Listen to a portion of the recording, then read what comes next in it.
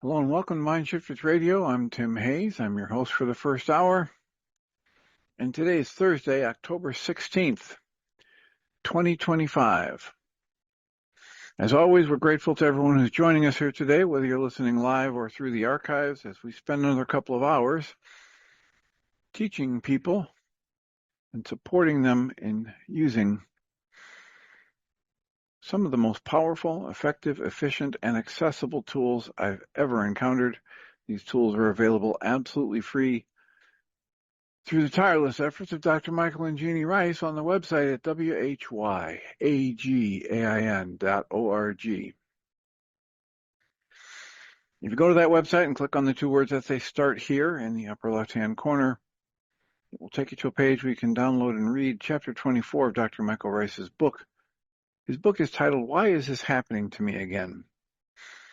And that particular chapter of the book contains a narrative description and explanation of the primary tool in this body of work. That tool is called the Reality Management Worksheet, sometimes called the Reality Management Wake-Up Sheet, and it's a tool I've been using to great effect for over 21 years now to improve the quality of my life and most of my relationships, and to turn any negative emotional experience I have into part of the infallible guidance system that each and every one of us has been given. You can also download the actual worksheet process itself. Simple PDF file, click the link, download it, print it off, copy it as often as you'd like, and use it over and over again, absolutely free. You can also download a whole host of audio files of shows just like this one, in which people have been stepped through the worksheet process, and if you choose to listen to them even repeatedly, they can serve as a powerful tutorial for you to help you get maximum benefit from these tools in the shortest amount of time possible.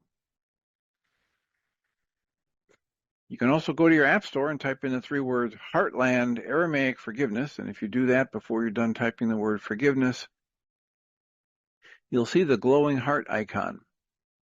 If you tap on that, it will let you download a completely free and private app that contains the Reality Management Worksheet. It contains an abbreviated version of that worksheet process, and it contains a copy of the Dragon Klingon game, which is a wonderful way to introduce these tools to even younger audiences. We hope people do all of that soon and often, primarily because it tends to improve the quality of people's lives the more they actively apply these tools in their lives. And secondarily, because it tends to prompt comments, questions, answers, and testimonials. If you have any of those to share with us, we'd greatly appreciate you doing so. You can email me at tjh@mindshifters-academy.org, or you can email Jeannie at jeanie@whyagain.org. That's whyagain.org. And if we get a question or comment from you through an email, we'll address it on the internet show, and then as time allows, send you a notification about what day and time that occurred, so you can listen back to the archives for your feedback or input.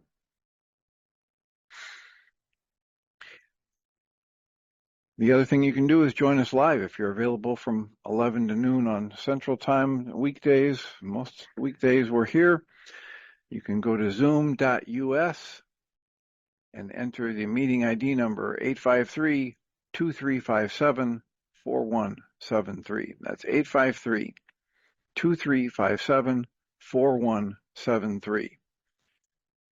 And you can also just call one of the many numbers that Zoom makes available on your phone, enter the same meeting ID number. You'll be automatically muted. To unmute to speak up, just press *6, and that'll be your toggle to mute and unmute throughout the show if you choose to do so. And we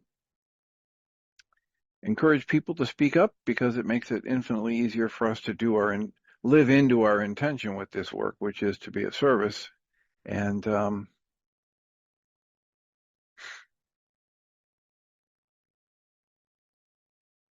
doing it without, it's like hitting the moving target or doing it blindfolded.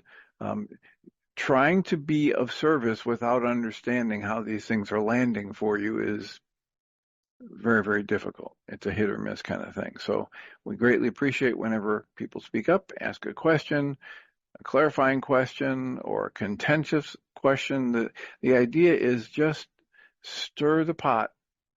And we don't have all the answers. We work at getting better and better at asking good questions and staying awake and alert in that open questioning state. And to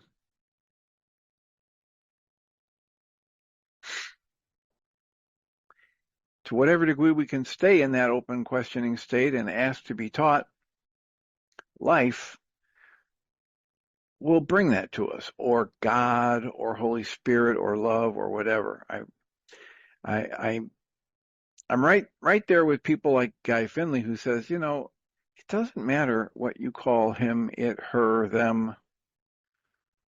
If it's an actual intelligence, it's not a person. It's not a personality. It's not something that gets offended or someone that gets offended. And so what's important is, as Guy Finley would say, that if I'm going to learn from anyone or anything, I must make myself subordinate to that person or that situation. I must ask to be taught. I must have the recognition active that I don't know everything. And then therefore, whatever it is I think I know is either only partially true or perhaps even completely false. And so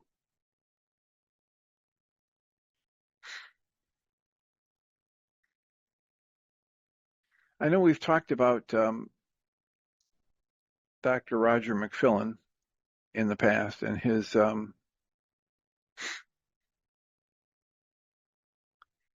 podcast is titled Radically Genuine. And the Radically Genuine podcast, boy, as I've watched it grow, evolve, shift over the couple of years I've been following it, it's pretty interesting. So episode 205 is titled, Can Faith and Prayer Really Heal You? And he's interviewing and having a conversation with B.D. Carmichael, Beatty. And this person has written the book, The Prayer of Freedom, a step-by-step guide that enables anyone to address the spiritual roots of their suffering. And they're actually talking about the same kind of radical healing that the Christian Scientists documented around the turn of the century, from the late 18 to early 1900s. And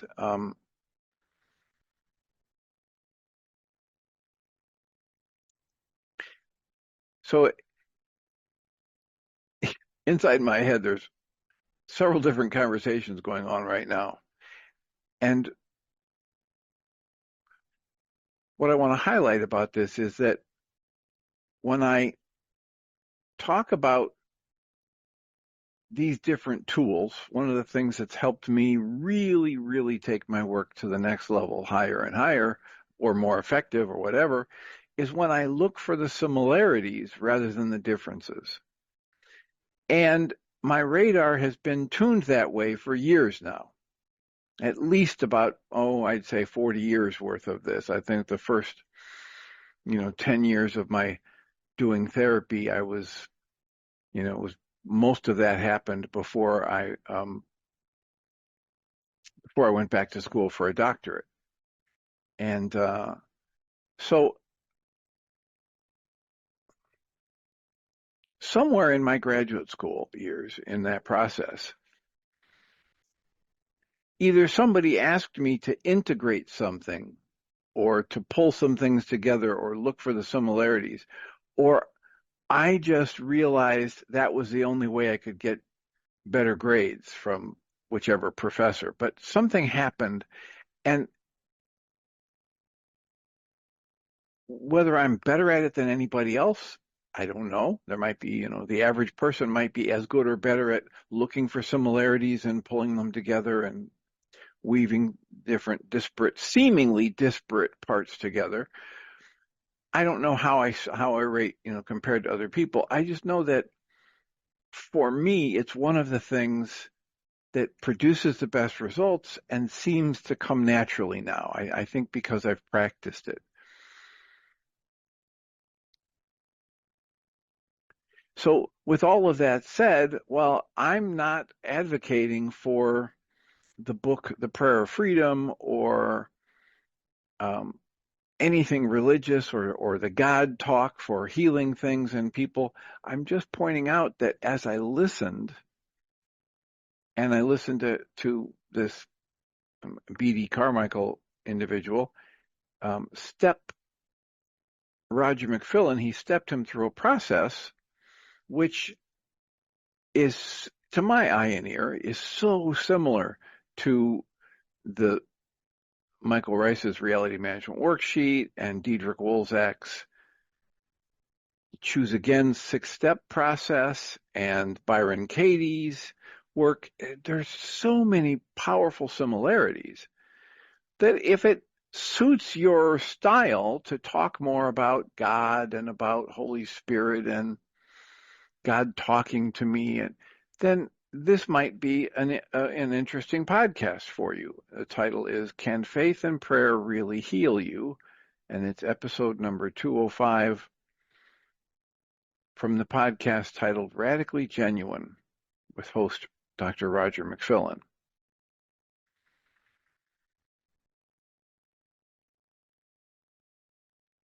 So the podcast is available free. The book is like $19, either in Kindle or paperback. I've decided not to pull the trigger on buying that book because I can listen back to the podcast or look at the transcript of it once I get it downloaded, and then have access to big chunks of his process that I was listening to that made me or that helped me see the similarities today. And I'll experiment with it a little bit. However, it's just so similar. And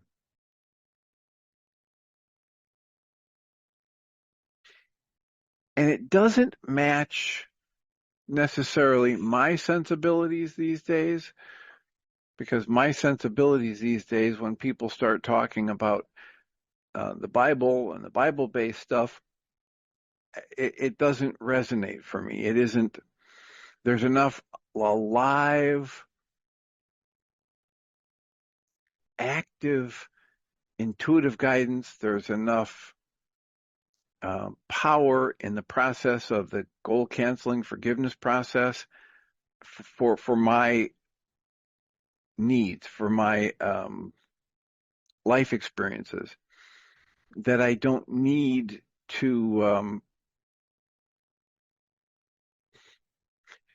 create the mental system like what he's talking about, and as a spoiler alert in that podcast, B.D. Carmichael talks about dark entities or evil spirits kind of thing. And as I hear him talking about it, it isn't so much an external soul or spirit that takes form, like Michael Ryce likes to say, in a red suit with a tail and a pitchfork. It's as though, although he doesn't quite give it this explanation, it's as though B.D. Carmichael sees that everything that happens is just part of the flow of life. And it's us as humans that label as, oh, here's this attachment to negative energies. And so because he says, here's a solution to it, you simply say, I release my attachment to this, and with the authority of the Creator, God, whatever, I tell you to leave me alone, whether it's my depression or my anxiety or my hurt or my confusion.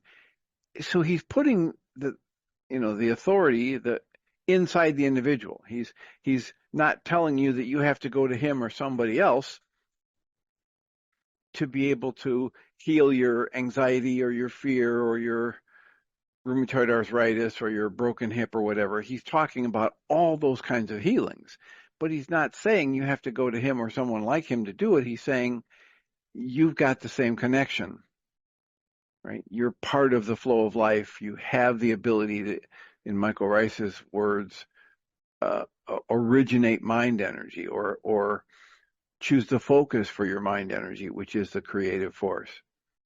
So the similarities are there all over the place.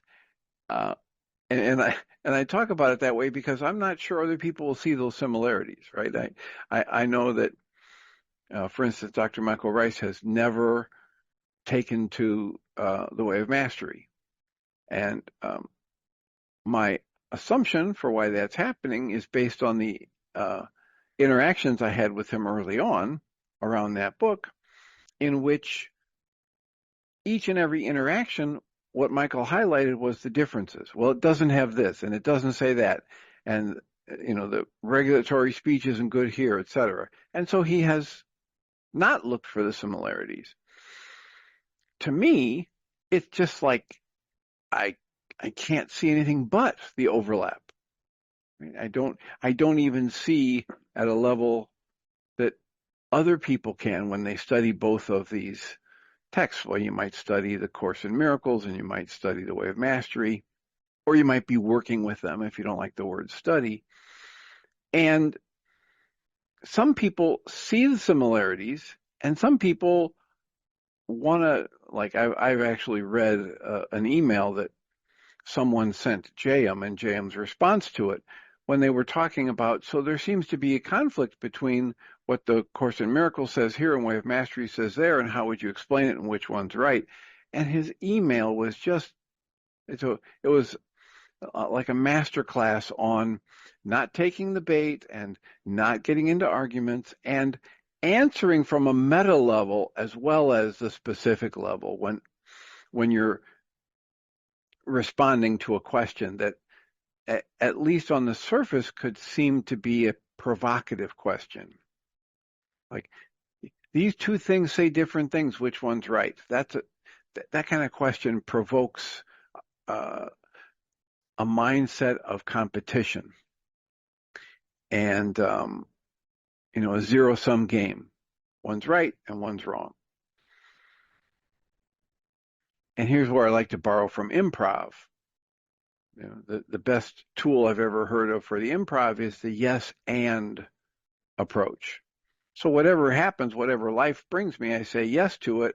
And if it's something where there's someone in front of me that's suffering, it might elicit from me an immediate action. And if it's something that isn't immediate, but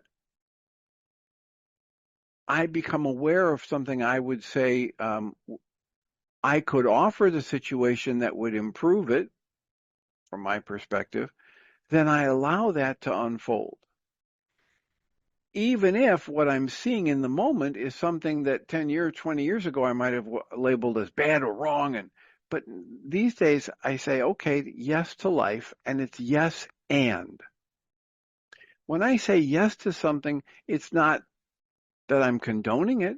I'm just saying, okay, this is what's happened. I'm willing to acknowledge it, face it directly, and then use whatever resources I have to interact with the people around me or the life circumstance in a way that's most beneficial to myself and others. And that's not something I figure out with my conscious logical mind. That's something I simply ask to be shown and then trust that whatever unfolds is going to be just fine. Because there's way too many factors going on here. Right? There's so much going on in our lives. There's so much going on our planet. There's so much going on in our politics. There's so much going on in the cosmos. We've got a couple comets that are visible from Earth with the naked eye these days. So what am I getting myself all upset about? Because when I went to a family reunion, one of my cousins didn't talk nicely to my son or something. Just think about how tiny and myopic and misguided it is for me to use my mind energy to create discomfort in me. As I'm on this planet, this little blue marble spinning through space in some kind of a cosmic spiral around the sun, as the sun is floating through space in some kind of a cosmic dance with the rest of our galaxy, which is dancing with other galaxies, which is dancing with clusters of other galaxies, etc. So wait a minute, what was I upset about to begin with? Oh yeah, this person who was my cousin's third cousin on my mother's side didn't say the nice thing to my son. Oh yeah. Hopefully an exercise like that can shift your awareness to things that will be more rewarding for you to focus on. Things that you can focus on, and you can shift the focus of your conscious awareness so that instead of creating a sensation of tightness or tension or upset, you kind of raise the vibration of your internal experience to something more peaceful, more loving, more gratitude-based. So that's the free-form first 20 minutes. Thank you, Dr. Tim. That was very good. All right. Welcome, Susan Bingham. Thanks. What's on your mind? Well, you said something yesterday that I wanted to go into a little bit more. You were talking about Elizabeth Gilbert and how honest she was and open she was. And the implication is, I'm asking as well as my reaction was, that is so great. Maybe if I'm completely open and honest, I'll no longer be an addict. But open and honest doesn't guarantee a cure. I mean, I thought a lot about this morning. In fact, for me, I mean, I think she's amazing, and I find I'm loving reading her book and amazed that she's all in one piece, I guess. But for me, I feel as if self-revelation beyond a certain point would be self-destructive. And I'm not even sure what that... All right. So yeah. let me ask you to clarify what you mean by self-revelation. Telling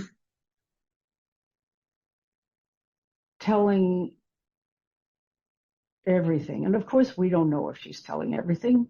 But telling everything to who?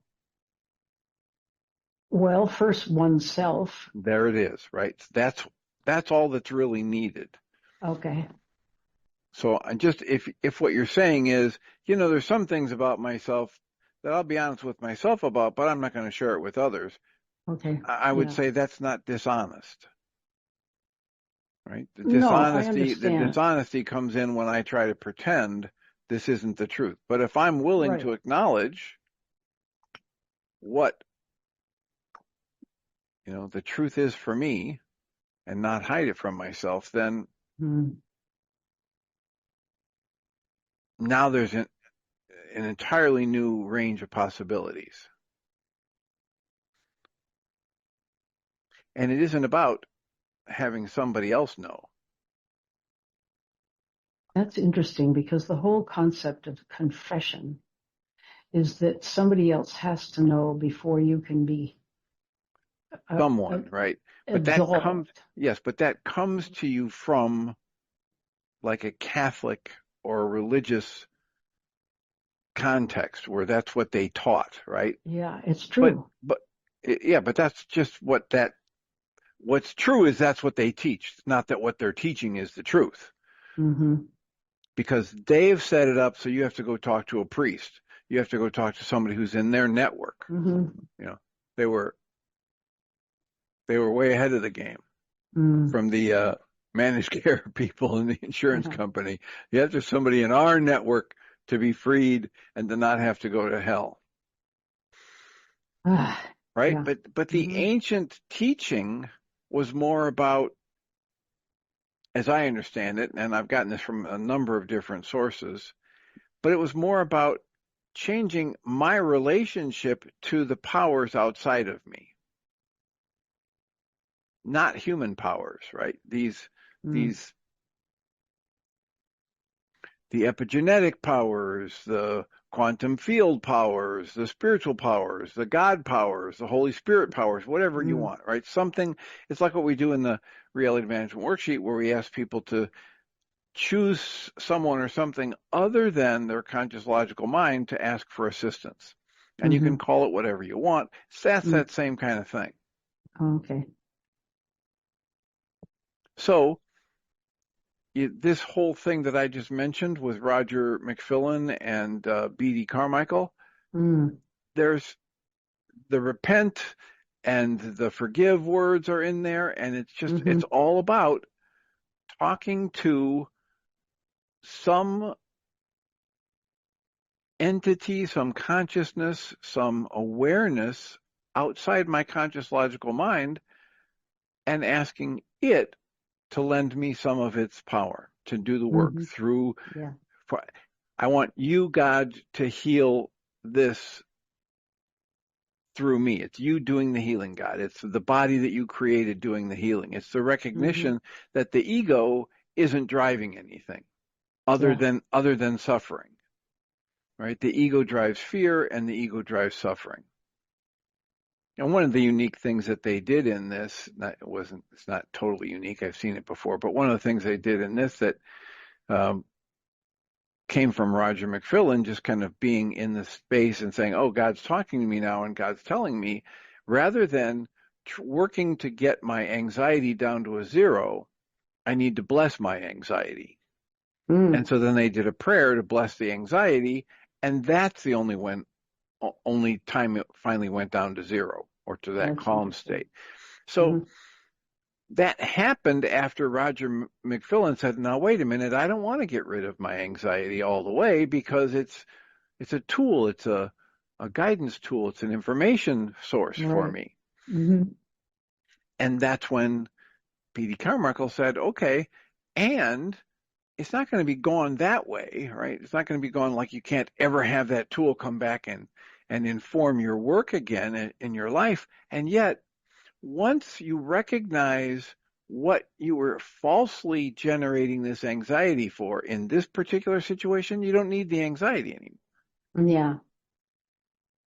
And so being grateful for it, allowing it to be there, allowing it to move through me, allowing it to teach me, frees me up to say, okay, it can stay or it can leave. And more often than not, when I'm in that position, when I'm not fighting against my depression, I'm not fighting against my anxiety, more often than not, I tend to learn a little bit from it and then forget it's there. And it either disappears or it's there and it's not it's not there at a level of intensity that's disruptive. That's good. I can see how that connects with the tools, the enlightened goal, the allowing stuff, the softening stuff you've been talking about. It's wonderful I'm eager to hear that talk, because I'm wondering how many vestiges of all those old religious things. And I wasn't raised anything, but my best friends were Roman Catholics. And even then, a lot of it rubbed off. Sure, because any of those religions that preached that we have the one true way, they had some really intense followers. And they had some really wealthy people who could contribute and then build bigger, fancier churches and then, et cetera, and have all of these active ministries. And so if all these people, it's like what the Way of Mastery says at one point, it says, if all these people wearing all these fancy robes and standing up on that pulpit, if they say it's bad, it must be bad. Yeah. Right. So authority from money or authority from a degree. I loved in a previous interview, it might have been the one on attention deficit disorder with Roman Wyden. But in one of those interviews, they were talking about how people have weaponized their status as an expert. So if you've got a couple degrees in a field, if you've got a doctorate and a master's, you've got a couple masters and a doctorate or two, then it must mean that whatever you say is true, right? Yeah. And so at one point in this kind of a debate that was going on, somebody said to the person who was raising questions about the standard of treatment in psychotherapy or whatever for ADHD or whatever. And the person said, well, are you an expert? And Mm-hmm. the person said, no, I don't have a degree in this, so I have to rely on the evidence. Mm. The implication is if you have a degree, you can just say, I've done all this work and I have this degree and we've reached these conclusions, and people are supposed to buy your conclusions Yeah. just because you have so many years experience doing therapy, or you've got so many doctoral degrees, or you've got so many masters and certificates, and or you don't have any of that, but you've got 4 million followers on Instagram or YouTube or Mm. whatever. Yeah. And so you must be right in whatever you're saying. It's not the way it works. Dr. Tim, a while back in your intro, I don't know if I can find in my brain exactly what you said, but you said something about those of us who are counselors, or those people who are counselors, they set a standard, or they have some authority. Do you know what I'm talking about? It was a while back, right during your intro. I wanted The intro today. yeah. Oh, better go back and listen and figure out what I said. Um, Well, because that was it right there. what was? Is you were suggesting that there is an up and a down. There is an authority and a person who isn't an authority. I'm making it as benign and level as I can. Nevertheless, there was a difference in authority or Well, status. yeah, but it's an agreed upon role playing Mm. in our culture, right? Well, is it agreed upon? Yeah, right. People are either trained into it, but the fact of the matter is nobody outside of you has any authority that you don't give them. Well, that's true too, but we do. Right. But that's We're why I said trained that to. it's this choreographed role playing, right? Yeah, We agree to play the role of the ignorant patient to the doctor. right. And that doctor agrees to play the role of omnipotent, minor deity.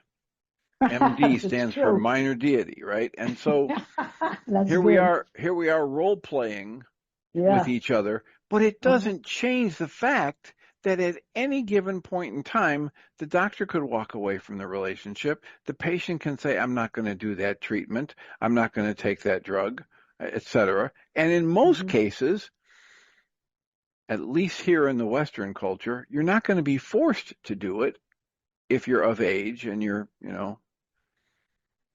the age of reason, not age of reason. If you're God. 21 or whatever and you can Yeah, make your own decisions, for the most part, they won't try to force you to do something, even if your doctor said you should do it, if it's something that you don't really want to do.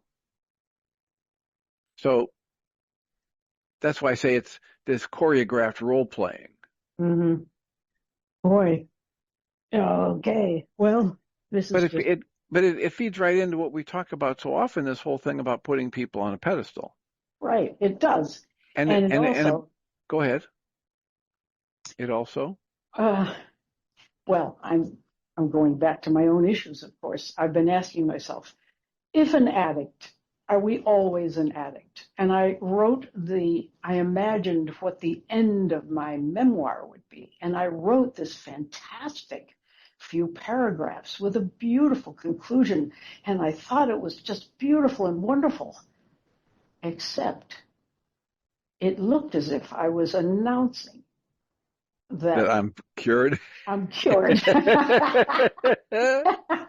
And my little voice said, but I'm still here. Yeah, I mean, it was almost like nasty, yeah, like, ha ha yeah. ha ha, I got you. Yeah, well, So and of course, it can only have its power over you if you're blind to it. So its power lies in its ability to help try to convince you that you don't have the issue. I don't agree. I think that is true as far as it goes, What's but I what's true as think, far as it goes? yeah, it for me, I feel as if okay, it's a done deal. I'm toast. I'm just gonna have to listen to this. I mean, live with this, be aware of it, walk my life with it, and do the best I can with it, because it is here to stay. That's a lousy way to end a memoir. So I'm refusing to admit that it's the end yet. But still, I'm afraid that it is. I'm afraid that's Well, it. what are your options? Right? The options are you either acknowledge that it's there or you try to pretend it's not there when it is. Mm-hmm. So what kind of problems are you going to create then? Yeah. If it's gone, it'll be gone. If it comes back, you deal with it, Mm-hmm. right? Why do you have to have a negative evaluation about the fact that it may come back or the fact that the wise uh, position is to be vigilant even after I'm feeling I've made significant progress? Why do Yeah. you turn that into a negative? Because the addict is a conniving son of a bitch. And I don't want to be that. But I guess I do. It's just a bad way to Well, end things. Well, it is. I'm trying to trying to pull together what you just said about how the addict is a conniving SOB. So, are you saying that there's an aspect of yourself that is conniving, Yeah. or you're feeling as though there's an external entity, a Satan that's taken power over you that does these? You're getting into those religion waters again, and I'm interested about what that podcast must have said about that. I'm going to take a sidestep here because my grandson, Jacob, June, we're not sure which side of it he or she is on, has seemingly become much healthier since his partner left. And he is saying to us that he feels as if his partner was sort of like the swine into which Jesus made the demons go that ran off the cliff and drowned. That I mean, it was Lee, then Leo, left. And suddenly Jacob seems to be, he's got a lot of fears and stuff, but he's rational all of a sudden. He's not nasty. He's not blasting us and seeing awful things in us and failing to see that he's projecting so much from his own quiver, from his own mind. Suddenly he seems better, even though before he ever met this person, he was doing all this horrible stuff, saying all these horrible things, blaming, refusing to look at himself, etc. He got this girlfriend. They had what looked like a wonderful relationship in spite of all kinds of strange things they were saying and doing. And then she left, and he says she has taken his demons with him. Okay, And I'm send her thinking, a nice good. thank you card. Yeah, right. Just leave it that way. And I don't know why I'm talking about this right now, except that's a factor. I guess I'm saying I do have a demon. I feel as if this isn't who I want to be, or do I? Anyway. Sorry, Dr. Tim. This is Well, really that's all right. So getting. if you feel like you've got a demon, you can do the process that they have in that podcast, and you can simply do the prayer and Mm-hmm. And and see what happens. and it's like a meditation. It's a lot like the goal canceling. It's a lot Mm-hmm. like asking someone or something other than my conscious logical mind to assist me, and then just scanning whatever results I get and then doing Okay. it again. If there's right, if this is related to a person, then I'm going to, repent and forgive as to that person, and then watch what happens. It's a very simple process. It isn't Good. as simple as dear Lord, please heal me, but it's not a whole lot more complicated. There are several pieces to it that he says are important for his way to think about it and to rationalize how these energies or forces are changing or healing happens. So he's got a thought structure around it that I don't, necessarily buy into, because it's all thought structure. It's all words. And, the bottom line is it's functioning the way it is with his recognition that it can't happen through your conscious logical mind. Your conscious logical mind can't figure out how to heal the rheumatoid arthritis or, instantly heal the bone or whatever, that he's saying he's had these healings. And and he understands that can't come from the conscious logical mind. Right? It's just not powerful enough. So the system has the healing power. Life itself is the healing power. Love is the healing power, whatever you want to call it. There is this thing that gave rise to everything, that is keeping everything spinning in relationship to that intelligence, if you want to use that word, that consciousness, that awareness it permeates everything. And it is the driving force for the healings that happen.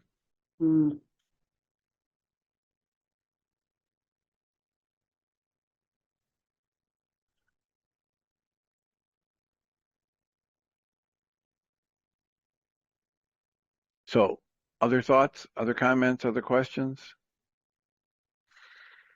Only something very different that happened in our support group, but since I've been talking a lot, maybe somebody else might like to. This is just an observation. So somebody raise your hand, okay? Well, I was going to mention a talk by Alan Watts, at least the part of it where it talks about you are right on time. Wow. And Okay. and it's before this show today, I thought I would read this particular one or parts of it because it picks up on themes that Roger McFillin and B.D. Carmichael were talking about. Good. I'll mute. Go for it. Hey. So Alan Watts, you were right on time. He says, isn't it curious how certain thoughts, certain circumstances, they seem to arrive just when you need them the most?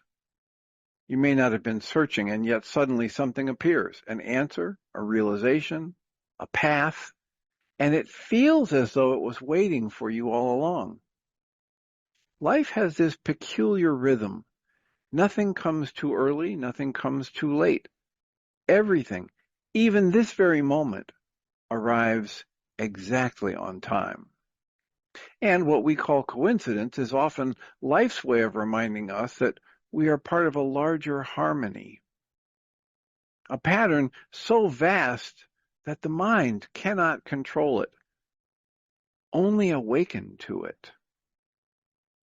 Think of the times in your life when something seemed to appear at precisely the right moment.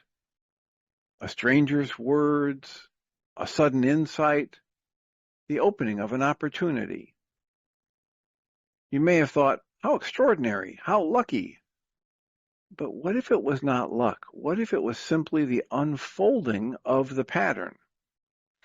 In the East, they call this Tao, the way things move when we stop forcing them.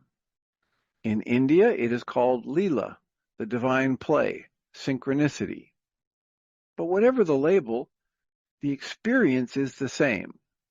What you need comes when you are ready. This readiness is the key, for the truth is always here, all around us, like sunlight pouring down. But until you are open to it, it passes unnoticed. A child may hear profound wisdom and dismiss it as nonsense. The same words years later may pierce the heart like lightning. And so it is not that life suddenly produces meaning, but that you ripen into the ability to receive it, to receive wisdom, to receive insight, to receive grace, blessings. The ancient Aramaic, this is a sidebar from the Alan Watts talk, the ancient Aramaic had a concept for prayer that would translate more into the English language as setting a trap for God, or tuning my instrument, my awareness, to the frequencies of love, of healing, of wholeness, of compassion. So back to the talk from Alan Watts. What you call coincidence is simply alignment. The moment when your openness meets life's generosity and a door swings open without your forcing it. But notice how this timing works. You cannot grasp at it. You cannot demand that wisdom appear. It's like trying to force a flower to bloom by pulling at its petals. You only destroy it. The flower blooms when the season is right, when the sun and the soil are ready. In the same way, realization appears when you are ready, and not a moment sooner and not a moment later. This is why the most transformative insights arrive unexpectedly in the middle of an ordinary day. You were not searching, and yet suddenly there it was, as if whispered by the universe itself.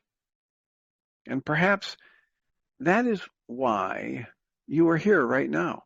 Some part of you has been restless, longing for clarity, for a reminder. And so life has placed these words before you. Not because they contain some secret magic, but because you are finally quiet enough, ready enough to hear what you already know. For awakening is never about gaining new information. Awakening is about remembering. Remembering that you are not broken. You are not behind. That the very fact you are breathing now means you're exactly where you must be. Life never delivers anything out of season. Just take a breath into that. Wherever you are right now, this is so similar to what the Way of Mastery calls us to recognize in the exercises. That just from lesson 2, it has an exercise where you just recognize multiple times during the day how you have chosen to be where you are, and that this life you're experiencing is your creation because you're creating how you experience it. He goes on, Alan Watts goes on, have you noticed how often the great turning points in your life feel like accidents? You met a person by chance and they changed everything. You stumbled into a situation that forced you to grow. You overheard a sentence that haunted you for years. None of it was planted, and yet all of it was necessary. That you hear a sentence that haunts you for years. Guy Finley has one he talks about from the book, the Dune book. He says when he read it, he had a similar kind of a description that Michael Ryce gives at different times he's read things in the Course in Miracles, but he said he read it and his body just was vibrating. He knew this was really important, and he didn't know why. He didn't really know what it meant. Well, years later, he's writing books about being fearless and free and living a fearless life, and the phrase in the Dune book that struck him when he was just a teenager was, fear is the mind killer. Right? These things, there he is I'm guessing he was about 19. I have no idea how old he really was, but it's stuck in my head. He was a teenager and he reads this and he just is stuck on it and he doesn't even know why. But then if you look at the the books that have come from him over the years and the theme of fearlessness, it's amazing. You can track it right back to that. Was that an accident? Probably not. In the tapestry of life, what they're offering in this teaching with Alan Watts is that nothing's an accident. There's a great turning, and you're a part of it. So he writes, you stumbled into a situation that forced you to grow. You overheard a sentence that haunted you for years. None of it was planned, and yet all of it was necessary. Now, the mind resists this. It wants control. It wants certainty. However, life is not a machine to be engineered. It is a dance. And in a dance, you cannot predict the next step. You can only move with the rhythm as it unfolds. But what if I miss my moment? You cannot truly miss what is meant for you. The tide does not rise only once. It comes again and again. If you do not hear it today, life will whisper tomorrow and the next day until you are ready. This is the mercy of existence. It does not abandon you for failing to notice. It waits patiently like a friend at the door. And when at last you open, you realize the guidance was always there. And you were simply too preoccupied to see it. And now here it is. So do not think of these moments as interruptions. They are revelations.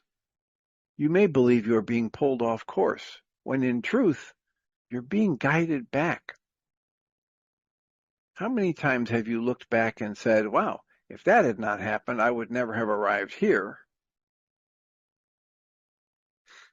And yet, at that time, what felt like a mistake was a turning. What felt like a loss was a doorway. Life, in its mystery, knows how to place before you precisely what you require. Not always what you want, and yet precisely what you require. For your wants are shallow and your needs are profound. Life always delivers what is needed. So the echo here, in my mind, to the way of mastery, where it says, you wake up every day in this life, and it is the perfect teaching classroom for you. It's the perfect ashram.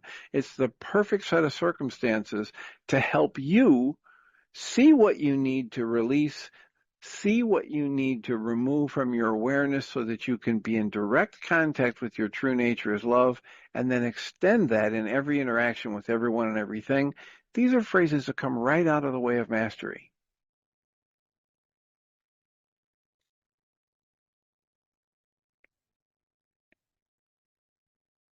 So your wants can be very shallow, and yet your needs are profound, and life is always delivering what you need.